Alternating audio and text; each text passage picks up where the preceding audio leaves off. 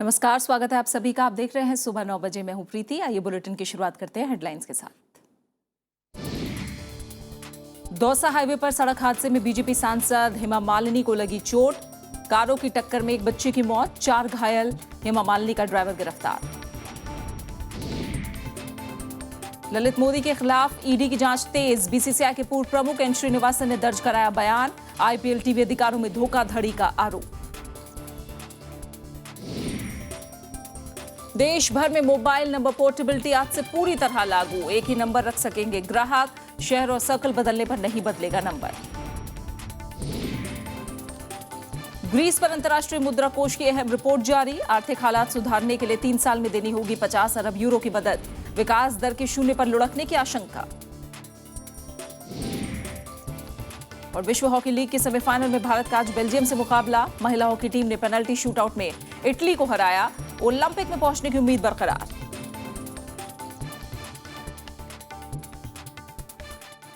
राजस्थान के दौसा में बीती रात बीजेपी सांसद हेमा मालिनी की कार दूसरी कार से टकरा गई। इस हादसे में दूसरी कार में बैठी एक बच्ची की मौत हो गई और 4 लोग जख्मी हुए हैं। हेमा मालिनी को भी आंख और सिर में चोट लगी है।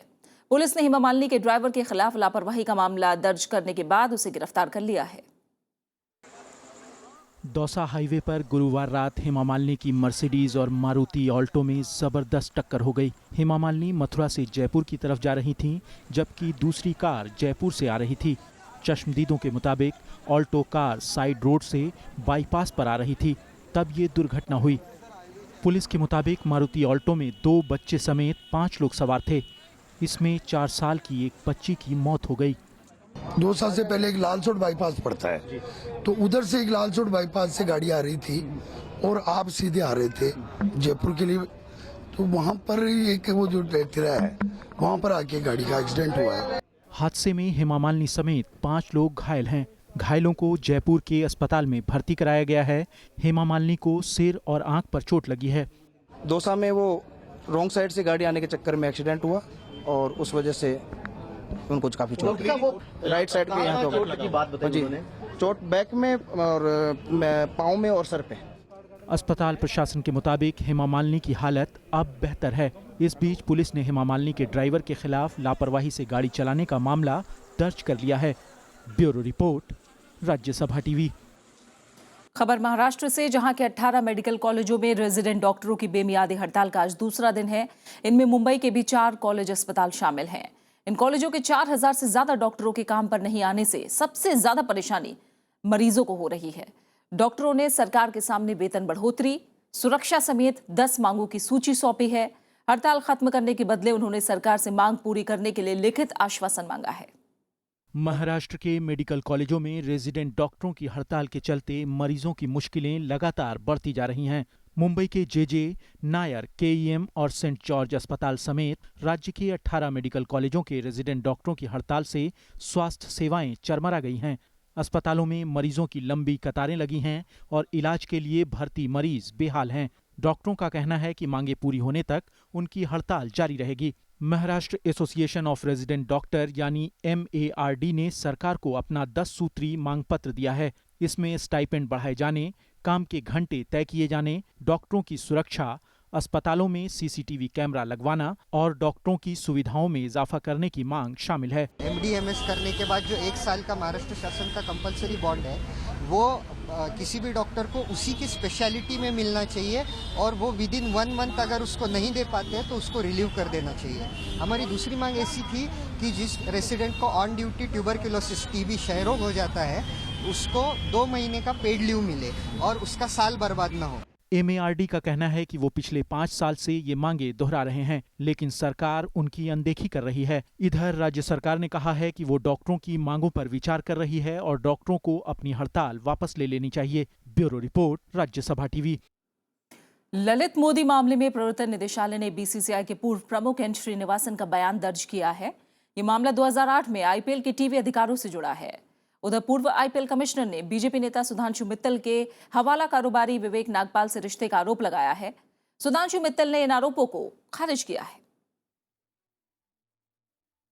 प्रवर्तन निदेशालय ने पूर्व IPL कमिश्नर ललित मोदी के खिलाफ कार्रवाई तेज कर दी है।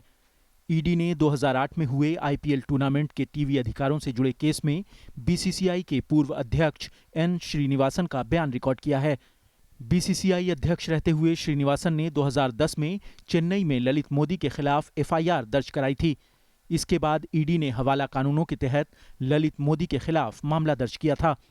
इस बीच ललित मोदी ने ट्वीट कर बीजेपी नेता और टेंट कारोबारी सुधांशु मित्तल पर हवाला कारोबारी विवेक नागपाल से संबंध होने का दावा किया है। सुषमा स्वराज और वसुंधरा राजे के मामले में विवादों के बाद विपक्षी दल अब सुधांशु मित्तल के मामले पर केंद्र सरकार को निशाने पर ले रहे हैं। Lalit Modi is trying to divert the attention from the Modigate scandal.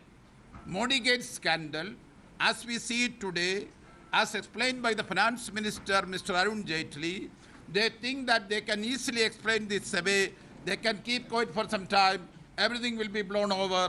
It will die a natural death, so nothing will happen after some time. जो सुंदरा राजे और सुषमा स्वराज का इस्तीफा न देने की वजह से इज्जत जो भारतीय जनता पार्टी की मिट्टी में मिल रही है वो अब लौट के वापस नहीं आने वाली। अब मोदी जी इस्तीफा ले चाहे न ले, भारतीय जनता पार्टी का जो डबल स्टैंडर्ड है वो इस देश के सामने एक्सपोज हो चुका है।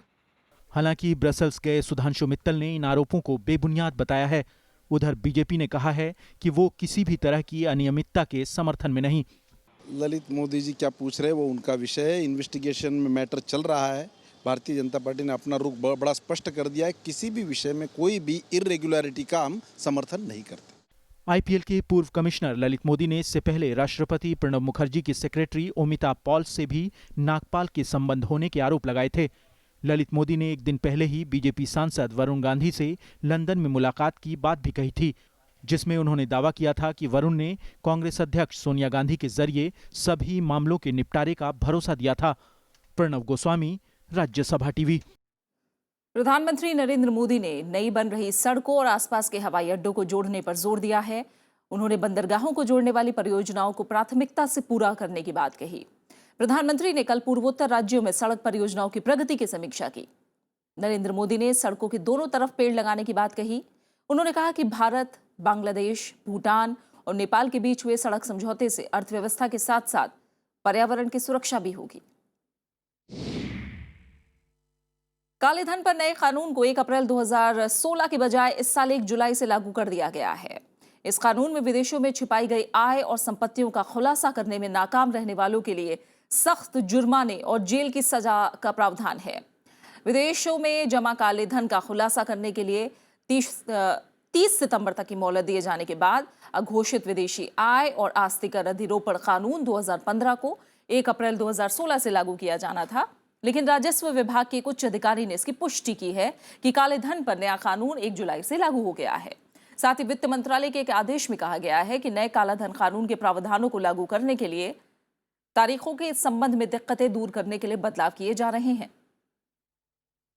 वित्त मंत्रालय ने बुधवार को कहा था कि नए कानून के तहत ऐसे काले धन पर कर और जुर्माने का भुगतान 31 दिसंबर तक किया जा सकता है। ये सुविधा एक बार के लिए है और इसका इस्तेमाल करने वालों को घोषित संपत्ति पर 30% टैक्स और इतनी ही दर से जुर्माना देना होगा। पूर्व संचार मंत्री दयानिधि मारन से सीबीआई आज फिर पूछताछ करेगी। गुरुवार को लगातार दूसरे दिन उनसे सीबीआई अधिकारियों ने करीब 7 घंटे तक पूछताछ की। मारन पर चेन्नई और दिल्ली के घरों में बीएसएनएल की 3 डेटा लाइनें लगाने का आरोप है। सीबीआई का दावा है कि उन्होंने इनका उपयोग सन टीवी को फायदा पहुंचाने में किया, जो उनके भाई कलानिधि मारन की कंपनी है। सीबीआई ने उनके सामने कुछ दस्तावेज रखकर सवाल जवाब किए।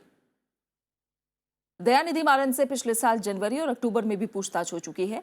मारन 2004 से 2007 के दौरान यूपीए सरकार में संचार मंत्री थे। अब देश के मोबाइल यूजर्स के लिए एक अच्छी खबर है। आज से देश भर में मोबाइल नंबर पोर्टेबिलिटी पूरी तरह से लागू हो गई है। यानी अब देश भर में ग्राहक एक ही नंबर रख सकेंगे। इससे आपको शहर या सर्कल बदलने पर अपना मोबाइल नंबर नहीं बदलना होगा। आप उसी नंबर पर किसी भी कंपनी की सेवाएं ले सकेंगे। अभी तक ये सुविधा एक सर्कल के अंदर थी, जिसमें नई कंपनी की सेवा लेते समय पुरानी कंपनी के नंबर को बरकरार रखा जा सकता था। देश की प्रमुख दूरसंचार कंपनियां आज से पूर्ण मोबाइल नंबर पोर्टेबिलिटी शुरू कर रही हैं। ये सुविधा शुरू करने का ऐलान करने वाली कंपनियों में Airtel, Vodafone, Idea, RCom, Uninor, Sistema, Shyam और वीडियोकॉन के साथ साथ सार्वजनिक क्षेत्र की कंपनी बीएसएनएल और एमटीएनएल भी शामिल हैं। झारखंड में राज्यसभा की एक सीट के लिए गुरुवार को हुए उपचुनाव में बीजेपी नेता और वरिष्ठ पत्रकार एमजे अकबर ने जीत हासिल की है। उन्होंने झारखंड मुक्ति मोर्चा के उम्मीदवार और पूर्व मंत्री हाजी हुसैन अंसारी को 29 के मुकाबले 48 वोटों से हराया। एमजे अकबर को बीजेपी के 43 विधायकों और सहयोगी आजसू के 4 विधायकों के अलावा बहुजन समाज पार्टी के एकमात्र विधायक कुशवाहा शिवपूजन मेहता और पूर्व मुख्यमंत्री मधु कोड़ा की पत्नी निर्दलीय गीता कोड़ा का भी वोट हासिल हुआ। लेकिन आजसू विधायक और राज्य के जल संसाधन मंत्री चंद्र प्रकाश चौधरी का मत अवैध घोषित कर दिया गया, क्योंकि उन्होंने मतदान के बाद अपना मत मीडिया के सामने दिखा दिया था। हमारा लक्ष्य, सबका लक्ष्य वही रहेगा कि किस तरह से यहाँ हम गरीब का भला कर सकें, डेवलपमेंट ला सकें। जीत पर काफ़ी खुशी होती है और मैं राष्ट्रीय नेतृत्व को विशेषकर बधाई देना चाहता हूं, जिन्होंने झारखंड में एक योग्य राष्ट्रीय अंतर्राष्ट्रीय स्तर के पत्रकार को उम्मीदवार बनाया। एयर इंडिया विमान से मुसाफिरों को उतारे जाने पर 2 केंद्रीय मंत्रियों ने माफी मांगी है। पीएमओ के दखल के बाद सबसे पहले गृह राज्य मंत्री किरण रिजिजू ने माफी मांगी। हालांकि उन्होंने कहा कि सवारियों को विमान से उनकी जानकारी में नहीं उतारा गया। विपक्षी दलों के बढ़ते दबाव के बीच प्रधानमंत्री कार्यालय ने रिपोर्ट तलब की थी। इसके बाद नागरिक उड्डयन मंत्री अशोक गजपति राजू पूरे मामले पर सफाई देने के लिए खुद सामने आए। उन्होंने घटना पर अफसोस जताते हुए भविष्य में ऐसी घटना नहीं होने देने का भरोसा दिया। Inconvenience to all concerned. We regret it. In future, we'll avoid such incidents. Another thing is to get at the truth. I understand references also come to the ministry from the Prime Minister's office. केंद्रीय गृह मंत्री राजनाथ सिंह ने कल कहा कि जम्मू कश्मीर में सुरक्षा हालात बेहतर होने की सूरत में आफ्स्पा कानून को हटा लिया जाएगा। दरअसल बुधवार को आई एमनेस्टी इंटरनेशनल की रिपोर्ट में सशस्त्र बल विशेषाधिकार कानून को हटाने की मांग दोहराई गई थी। संस्था ने इसकी धारा 7 को तत्काल खत्म करने की मांग की है। 2 दिनों के दौरे पर जम्मू कश्मीर पहुंचे गृह मंत्री ने कहा कि सशस्त्र बल विशेषाधिकार कानून को हटाना राज्य की बीजेपी पीडीपी सरकार के एजेंडे में शामिल है, लेकिन इसके लिए पहले सभी जरूरी पक्षों की सहमति जरूरी होगी। पवित्र अमरनाथ गुफा के दर्शन के बाद राजनाथ सिंह ने कहा कि जम्मू कश्मीर के अलगाववादियों से सरकार फिलहाल कोई बातचीत नहीं करेगी। ऐसे हालात पैदा हों और ऊपर वाले से मैं बराबर यही प्रार्थना करता हूं कि ऐसे हालात पैदा हों ताकि आफ्स्पा की इस देश में कहीं जरूरत ही न रह जाए, ये लगाने की नौबत न आए। ऐसे हालात पैदा हों, इसमें सभी के कोऑपरेशन की आवश्यकता है। दिल्ली सरकार ने अपने विज्ञापन के बजट को 21 गुना बढ़ा दिया है। केजरीवाल सरकार ने चालू वित्त वर्ष में विज्ञापनों पर खर्च के लिए 526 करोड़ रुपए का आवंटन किया है। विपक्षी दलों ने इसे जहां जनता के पैसे के दुरुपयोग के साथ सुप्रीम कोर्ट की गाइडलाइंस का उल्लंघन बताया है, तो वहीं सरकार ने पब्लिसिटी पर हो रहे इस खर्च को जायज बताया है। दिल्ली में मुख्यमंत्री अरविंद केजरीवाल का नाम तमाम होर्डिंग्स में, आवाज रेडियो पर और उपलब्धियों का गुणगान टीवी पर चल रहे सरकारी विज्ञापनों में सुना जा सकता है। हाल ही में पेश बजट में राज्य सरकार ने मीडिया पब्लिसिटी के लिए भारी भरकम 526 करोड़ रुपए का आवंटन किया है। खास बात यह है कि पिछले साल इसके लिए सिर्फ 24 करोड़ रुपए, जबकि 2013 में शीला सरकार के दौर में 28 करोड़ रुपए खर्च किए गए थे। अब विपक्षी दल इसे जनता के पैसे का दुरुपयोग बताकर केजरीवाल सरकार पर हमले कर रहे हैं। हमारा आरोप है सीधा सीधा, और हम चाहते हैं कि अरविंद केजरीवाल इसके ऊपर जवाब दें, क्योंकि ये संगीन मामला और कई चीज़ें हमारे प्रूफ पे हमारे पास प्रूफ भी है कि आप कहीं ना कहीं उनको फायदा पहुंचा रहे हैं, क्योंकि आपने ना टेंडर किया, ना आपने रेट कॉन्ट्रैक्ट किए, उन लोगों के साथ आपने एडवर्टीजमेंट निकाले जा रहे हैं। इतना ज्यादा इन्फॉर्मेशन एंड पब्लिसिटी के ऊपर बढ़ोतरी किस तरीके से इसको जस्टिफाई कर सकते हैं, हमारी समझ से बाहर है। केजरीवाल के सहयोगी रहे प्रशांत भूषण का कहना है कि दिल्ली सरकार इन विज्ञापनों से सुप्रीम कोर्ट की ओर से जारी हालिया दिशा निर्देशों का उल्लंघन हो रहा है। भूषण ने अदालत के आदेश की अवमानना का केस दायर करने की बात भी कही है।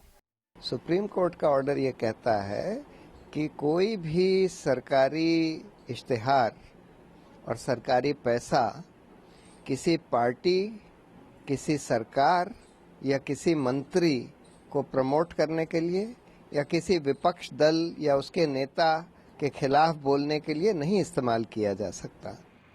केजरीवाल सरकार के होर्डिंग्स और विज्ञापनों को दिल्ली में जगह जगह देखा जा सकता है, लेकिन मुख्यमंत्री कार्यालय ने एक आरटीआई के जवाब में इन विज्ञापनों पर हुए खर्च पर अनभिज्ञता जाहिर की है। हालांकि दिल्ली सरकार ने विज्ञापनों पर हो रहे खर्च को पूरी तरह जायज ठहराया है।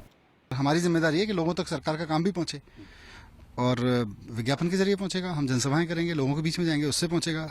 हम तो लोगों तक अपना काम पहुंचाएंगे ना, ताकि लोगों को उसका फायदा मिले। खास बात यह है कि मुख्यमंत्री अरविंद केजरीवाल ने ये दावा किया है कि ये स्वराज बजट जनता से पूछकर बनाया गया है। ये वही अरविंद केजरीवाल हैं जिन्होंने सत्ता में आने से पहले पारदर्शिता और जनता का पैसा जनता की सहूलियत के लिए इस्तेमाल में लाने का वादा किया था, लेकिन सत्ता में आने के बाद पारदर्शिता तो दूर की बात, जनता की गाड़ी कमाई भी सरकार अपने प्रचार प्रसार में ज़्यादा इस्तेमाल में लाती हुई नजर आ रही है। कैमरा पर्सन शिव कुमार के साथ अनु दीवान, राज्यसभा टीवी, दिल्ली। और फिलहाल यहाँ एक छोटे से ब्रेक के लिए रुक रहे हैं, और ब्रेक के बाद देखिए विंबलडन में बड़ा उलटफेर, राफेल नडाल हुए बाहर।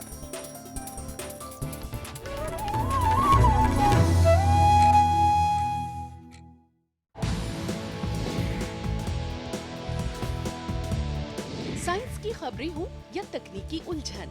नमस्कार, विज्ञान और तकनीकी से जुड़ी खबरों के साप्ताहिक कार्यक्रम ज्ञान विज्ञान में आपका स्वागत है। विज्ञान की फिल्में हो या फिर अन्वेषण। जर्मनी में भारतीय मूल के वैज्ञानिक और उनकी टीम ने हृदय रोग और फेफड़ों के रोग से संबंधित शोध में एक बड़ी सफलता हासिल की है। वैज्ञानिकों से मुलाकात, सब कुछ एक साथ। देखिए हर हफ्ते ज्ञान विज्ञान सिर्फ राज्यसभा टीवी पर। आजादी के बाद कैसे बदला परिवेश, कैसे बनी संसद, कैसे उठा देश। When the world sleeps, India will awake to life and freedom. कौन थे वो लोग जो दे गए हमको शानदार विरासत, लोकतंत्र की मजबूत इमारत। राज्यसभा टेलीविजन।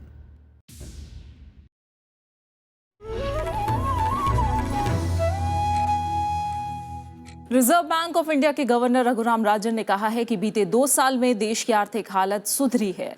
रघुराम राजन ने कहा कि भारत जैसी उभरती अर्थव्यवस्थाएं किसी भी हालात का सामना करने के लिए बेहतर हालत में हैं। आरबीआई गवर्नर ने कहा है कि वैश्विक अर्थव्यवस्था सुधार के रास्ते पर है। हालांकि सुधार की रफ्तार बहुत मजबूत नहीं है, लेकिन इसमें मंदी की कोई गुंजाइश नहीं है। अमेरिका भारत के साथ रक्षा और रणनीतिक रिश्तों को और मजबूत करेगा। पेंटागन की तरफ से जारी राष्ट्रीय सैन्य रणनीति में कहा गया है कि भारत को मिसाइल, साइबर और समुद्री सुरक्षा में मदद की जाएगी। रिपोर्ट में कहा गया है कि एशिया में शांति और सुरक्षा के लिए भारत से रक्षा रिश्ते मजबूत करना जरूरी है। साथ ही इस रिपोर्ट में कहा गया है कि चीन की कुछ नीतियों से एशिया प्रशांत क्षेत्र में तनाव पैदा हो रहा है। रिपोर्ट में दक्षिण चीन सागर पर चीन के दावे का जिक्र भी है और इस विवाद को अंतर्राष्ट्रीय नियमों के तहत सुलझाने पर जोर दिया गया है।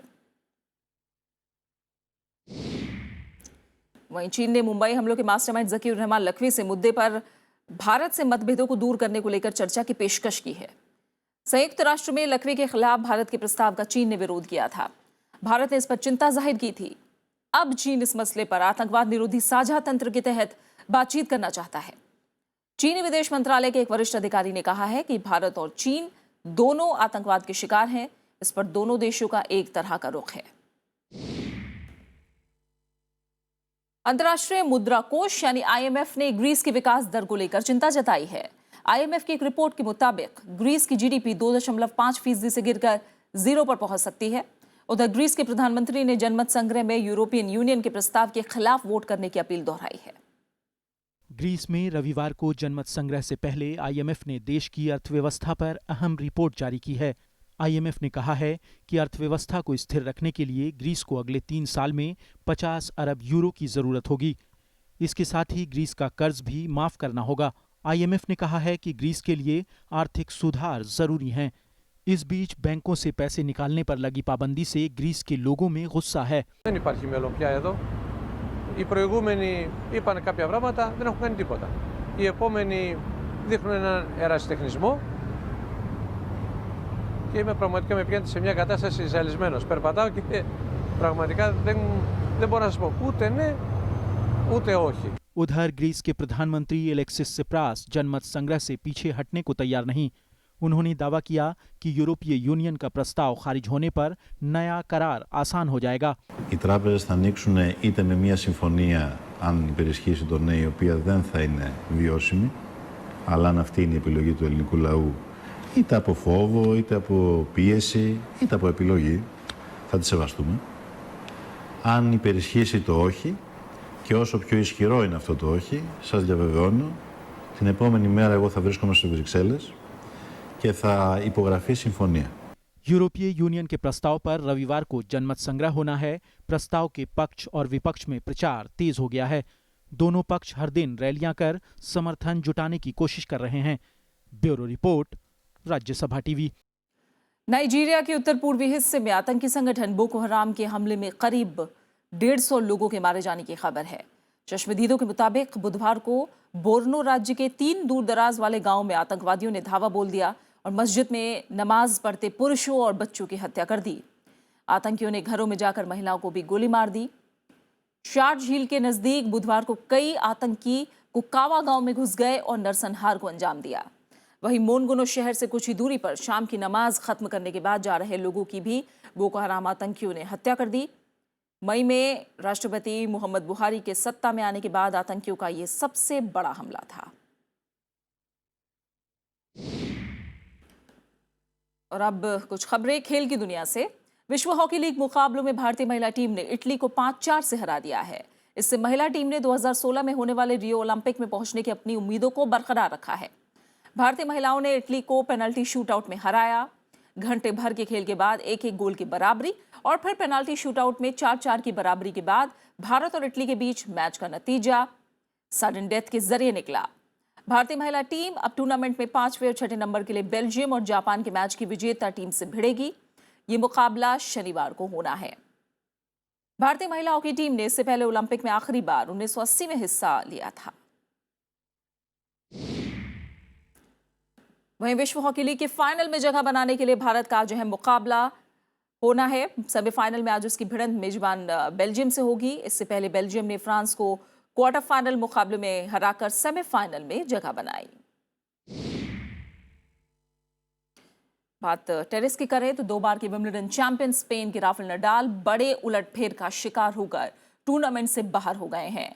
दुनिया में 102वें नंबर के जर्मन खिलाड़ी डस्टिन ब्राउन ने विंबलडन चैंपियनशिप के एक मुकाबले में राफेल नडाल को हराकर तीसरे दौर में प्रवेश कर लिया। 30 साल के ब्राउन ने दूसरे दौर के मुकाबले में नडाल को 7-5, 3-6, 6-4, 6-4 से हराया। दोनों के बीच मुकाबला 2 घंटे 34 मिनट तक चला। ब्राउन की नडाल पर यह दूसरी जीत है। उन्होंने नडाल को पिछले साल भी हराया था। ब्राउन ने इसी के साथ विंबलडन में अपने सर्वश्रेष्ठ प्रदर्शन की बराबरी कर ली है। वो 2013 में भी तीसरे दौर तक पहुंचे थे। 2008 और 2010 के चैंपियन नडाल के लिए ये लगातार चौथा साल है जब वो इस विंबलडन टूर्नामेंट से जल्दी बाहर हो गए हैं। तो एक बड़ा उलटफेर विंबलडन में देखने को मिला। स्पेन के राफेल नडाल बड़े उलटफेर का शिकार हुए और टूर्नामेंट से वो बाहर हो गए हैं। दुनिया में 102वें नंबर के खिलाड़ी ब्राउन ने विंबलडन चैंपियनशिप के एक मुकाबले में राफेल नडाल को हराकर तीसरे दौर में जगह बनाई है।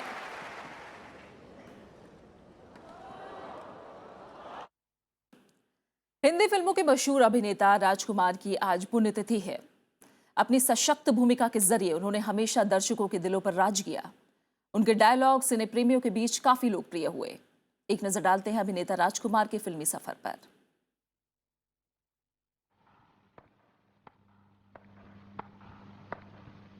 सफेद जूते, स्टाइलाइज्ड एक्टिंग और उनके डायलॉग्स आज तक लोगों के जहन में जिंदा हैं।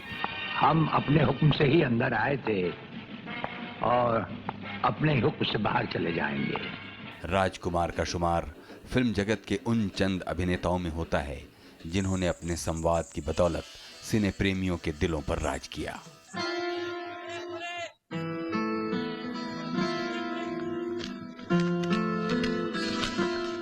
आपके पांव देखे बहुत हसीन है, इन्हें जमीन पर मत उतारिएगा, मैले हो जाएंगे।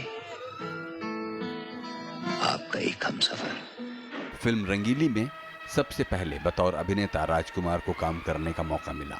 हमराज, हीर रांझा, लाल पत्थर, पाकीज़ा, मुकद्दर का फैसला, जंगबाज और सौदागर जैसी फिल्मों में उन्हें दर्शकों ने खूब सराहा।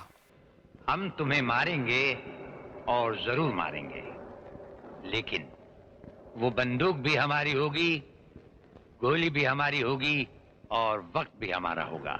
कई फिल्मों में उन्होंने साथी किरदारों को जानी नाम से संबोधित किया और एक दौर में लोगों की जुबान पर जानी वाले डायलॉग छा गए। जानी प्यार की है यारी निभानी, पीले पीले ओ मोर राजा, पीले पीले ओ मोर जानी, पीले पीले ओ मोर राजा, पीले पीले ओ मोर जानी। अपने अभिनय से करीब 4 दशक तक दर्शकों के दिलों पर राज करने वाले अभिनेता राजकुमार ने 3 जुलाई 1996 को इस दुनिया को हमेशा के लिए अलविदा कह दिया। ये दुनिया, ये महफिल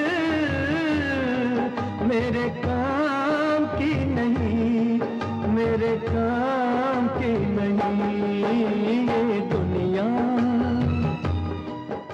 ब्यूरो रिपोर्ट, राज्यसभा टीवी। मेरे काम की नहीं, मेरे काम की। और इसी के साथ फिलहाल इस बुलेटिन में इतना ही। आखिर में एक नजर डालेंगे हेडलाइंस पर।